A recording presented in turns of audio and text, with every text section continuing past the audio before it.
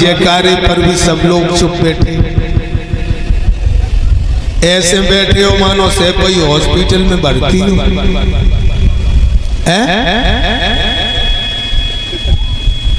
क्यों माता हो? अच्छा एक बात बताओ, जीवन में भगवान का नाम लेना जरूरी है? कीर्तन में जयकारा बोलना जरूरी है? भाइयों है कि नहीं है? फिर आप लोग क्यों नहीं बोले?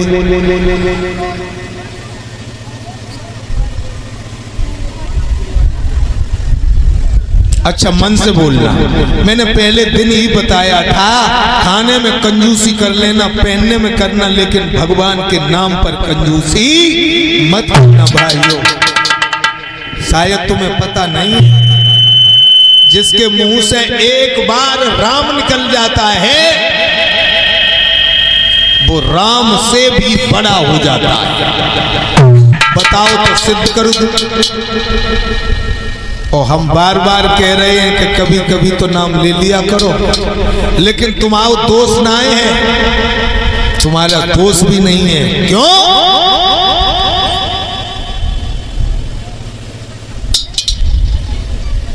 ये भागवत कथा इतना सस्ता वाला कपास भी नहीं है जिस पर कुकरा लोटे। समझ रहे हो भाइयों? तुलसीदास लिख रहे हैं रामायण में,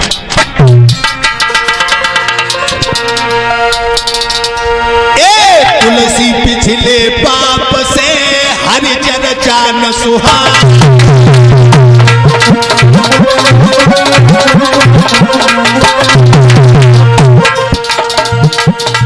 आपका या हमारा दोष नहीं है।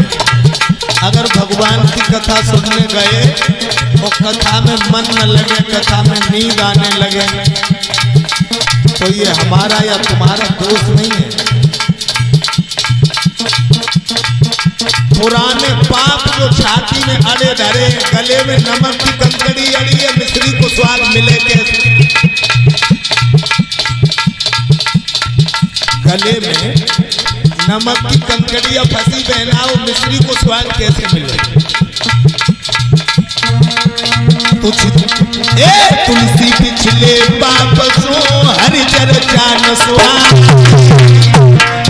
ओ सबे नीमत जो लगे भूख प्रेम से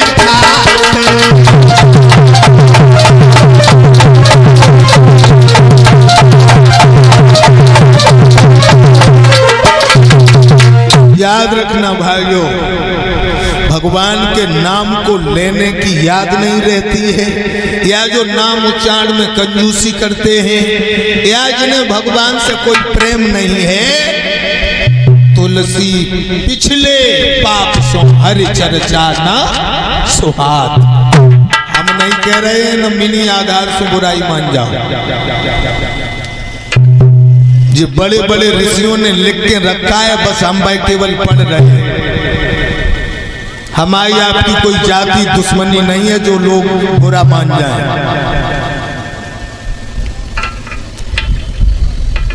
अच्छा एक बार राम कहने का हम तुम्हें फायदा बताते हैं। एक गांव में एक बहुत ही बुरा आदमी रहता था। कितना बुरा? इतना बुरा था कि सुबह से शाम तक कोई अच्छा काम नहीं करता था। जौन सी गली से निकले माता वो वही गली में लग लग परी चली जाए। इतना बुरा। खाता बहुत था, खाने वाला नंबर 1 का था। 4 आदमी संग से बरोबर से खाए के उठ जाए और बापू पेट ही न भरे।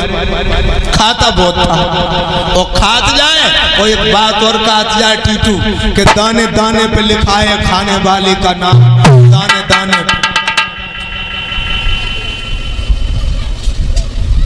तोले धारा मम्मा जैसो कोई आएगा होशियार आदमी सो बोलो कि तू तो जवाब कहो ही मत, तू तो जगाओ के बोरा बोरा पे लिखो है खाने वाले को नाम। तुम तो ये कहो कि बोरे बोरे पे लिखा है खाने वाले का नाम। बहुत खाब है।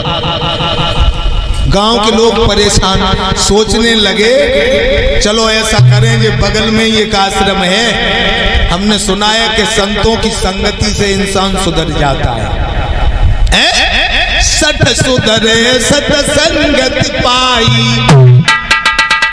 महात्मा के पास लेके पहुंच गए, बोले बाबा जी पूरा गांव दुखी है, इन्हें तुम अपने पास रखो। महात्मा जी बोले चलो ठीक है, हमें कोई परेशानी नहीं है, बने रहे। लेकिन जो बुरा आदमी था वो बोला हम बने तो रहेंगे, लेकिन मेरी शर्त है। क्या? कि हम करेंगे कुछ नहीं, करेंगे कुछ नहीं। महात्मा जी सोचने लगे ठीक है, भजन तो करते रहोगे। जवाब दिया इससे क्या फायदा। अब बात फिर गजब किया। महात्मा बोले कुछ न करना, भजन तो करोगे। आदमी बोला इससे क्या फायदा। अब समझो लोग, अच्छा तुम शराब पीते हो, इससे क्या फायदा। तुम गांजा पीते हो, इससे क्या फायदा। सब फायदा ही फायदा है हमारा, सब फायदा ही फायदा है। शराब में का नुकसान है जब बताओ। बीड़ी, तंबाकू, गांजा, शराब, मांस, बुरे कर्मों में तत्पर रहते हो दिन रात, बिना फायदे की बात सोचे। एक राम को ही नाम मिलो है जब हमें फायदा की सोच रहे हो। महात्मा जी बोले ठीक है तुम रहो। अब तो आदेश मिल गया है, सवेरे ही नायले में पूरे दिन खाए, अट्ठा में पट्ठा, पंदरिया में जुआन, सुअर जैसी गर्दन आए गई, कोई काम करने न पड़े। एक दिन महात्मा जी ने उंगली पकड़ी और कहा कि मेरे साथ चलो घूमने के लिए। जंगल में ले गए, दूर घुमाते घुमाते घुमाते घुमाते महात्मा जी बोले हमने तुमसे कभी कुछ नहीं कहा, आज मेरे कहने से एक बार राम कह दो।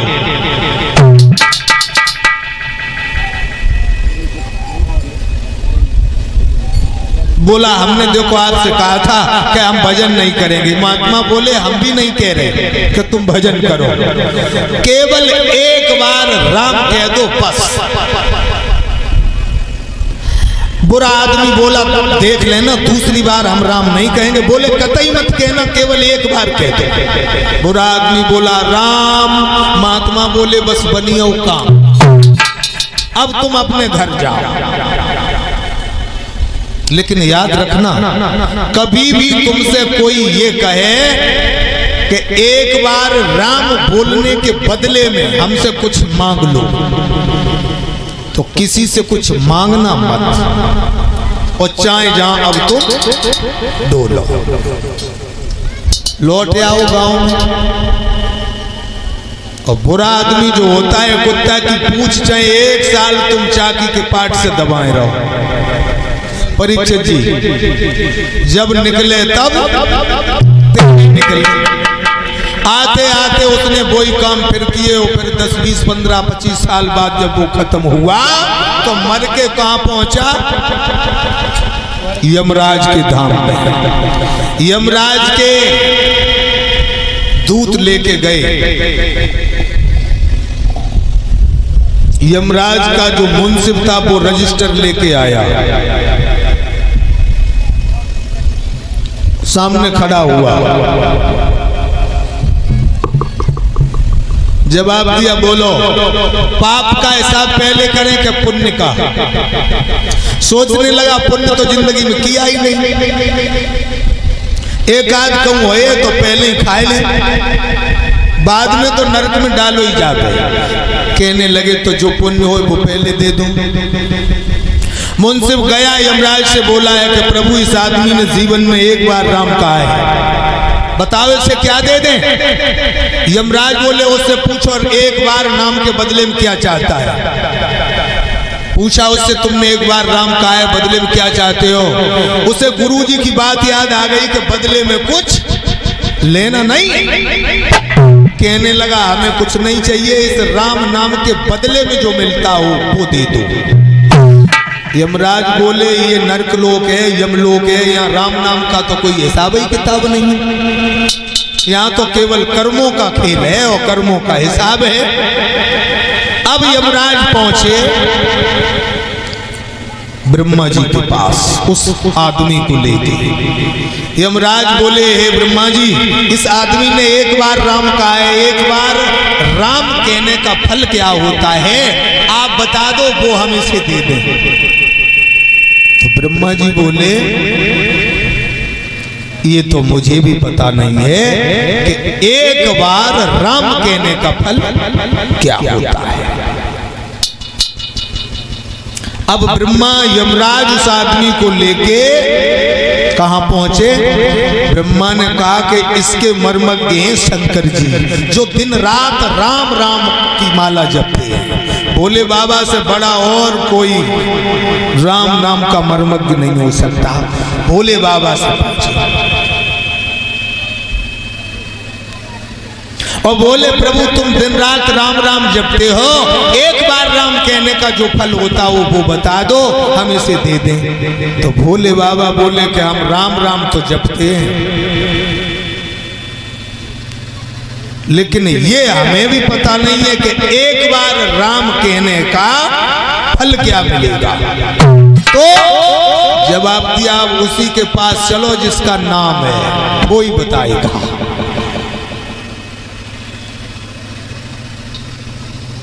राम के सामने पहुंचे सभी लोग, कहा, प्रभु इसने तुम्हारा नाम एक बार लिया है, एक बार नाम लेने का फल क्या है, आप बता दो, कोई इसको दिया जाए। तो भगवान श्री राम बोले कि ये तो मैं भी नहीं बता सकता, लेकिन इतना जरूर कहूंगा कि इसे अब तुम यहीं छोड़ दो। अब ये मेरे धाम में आ गया है, अब ये वापस नहीं जाएगा। उसी क्षण तुलसीदास ने रामायण में लिखा